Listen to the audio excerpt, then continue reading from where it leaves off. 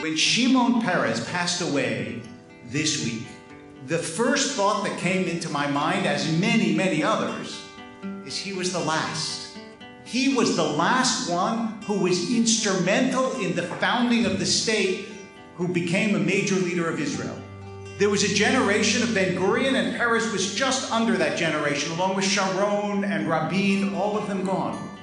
He died at 93, which means that he remembered very well the world in which not only there was no state of Israel, but in which it was at least as inconceivable as the idea that you would carry all of human knowledge in your head. It's easy to forget that for thousands of years, the only way the Jews thought they would have a state is if the Messiah came. Until the end of the 19th century, nobody said, you know what? Let's go build a state. There were people during that time, Jews, who went to Israel, but they didn't go to Israel to build a state. They went to Israel so that they would be there when the Messiah came and they would have a state. We forget that when Zionism was introduced, the vast majority of Jews were against it. So Jews didn't like to talk about it. And the idea that it was really possible was the idea of a few madmen whom nobody else really believed. And the vast majority of Jews, they thought it was a crazy dream. And then you had people coming from these countries in Eastern Europe where they were never trained in the military or in diplomacy or in building a state or in making laws. They didn't know any of that. I mean, Shimon Peres in his 20s negotiated Israel's first arms deal. How did he know how to do that? Just did. He was chosen by Ben-Gurion as his protege. And so he just did. How did he know how to help Israel build its nuclear program? He had no training in building a nuclear program. Nobody did. They didn't teach him that in Poland. And we forget how miraculous it is that this collection of women and men together built a state, traveled around the United States and around the world raising money. How did they know how to do that? They just had to do it. And we've lost the last person that was part of that world. And so sometimes we forget that the possibility that there would ever be an Israel, a real Israel in the world, even in the 1920s, seemed crazy. People thought Herzl was a lunatic. He had a very promising career as a writer in Vienna. He was a man about town. He was doing well, and all of a sudden he's seized by this idea that there's going to be a Jewish state. Can you imagine how crazy people thought he was? And there's this guy named Eliezer ben Yehuda, who is the only man in the world who is raising his children speaking Hebrew. Poor kids, because he's convinced that there's going to be a state and they're going to speak Hebrew there. And think about that. No one else in the world was raising their child speaking Hebrew. Jews spoke lots of languages, even some of those languages like Yiddish, which were Jewish languages, but nobody was raising their children speaking Hebrew because nobody spoke Hebrew as an everyday language for thousands of years. And yet he insisted on it. If we had been there and met Herzl, or had been there and met Eliezer ben Yehuda, we would have said, you were insane. It's a lovely dream, it's never going to happen.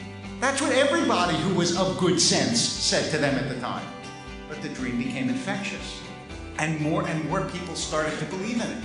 And these gifted young men and women went to Israel, knowing nothing other than they were going to build a state. We have come to this state to build it and be built by it. That was their philosophy. And so they cleaned out swamps, and they died of diseases that they never would have contracted had they stayed home. And they learned the arts of military and diplomacy and state building and law writing. And they created judges and courts and all the things that a state has to have that Jews didn't do for thousands of years. And we forget how impossible it seemed and how miraculous it is. And then someone like Shimon Peres died, and we see what he did in his life. And we are reminded that the generation that came before us, they were, in Jewish terms, the greatest generation. Not only because so many of them suffered and so many of them died, not only because of the horrors of the Second World War, but because of the miracle. When people say that Israel was built because of the Holocaust, it's not true. Because once the UN declared a state, there was an immediate war, as you know. There had to be a lot of people already there and already ready to fight. In other words, there was already a state in place ready to defend itself, or Israel wouldn't exist. And I am in awe of the people who believed it in the 1900s and 1910s and 1920s and gave their lives up wherever they lived to go to Israel. And every now and then, we really should pause to recognize what an amazing time we live in. Because for most of Jewish history, this was absolutely impossible. In the 13th century, Ramban Nachmanides goes to Israel and he writes back what a desert and a wasteland it is. And you know, if you see early pictures of what it looked like, or you even read the accounts of people who went to Israel in the 19th century, and now you go see Tel Aviv, and you realize from there to there is an unfathomable distance. But it was done by people who had this impossible dream.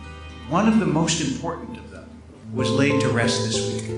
There will be people who will evaluate Peres' political career this way and that way. Some will praise him, some will blame him. Really, at the moment, I don't care. He was the last representative of the greatest generation of the Jewish people for thousands of years.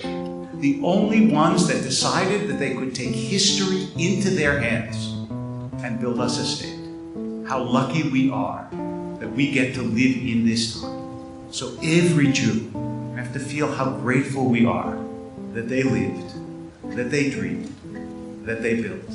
May his memory and their memory continue for us to be a blessing.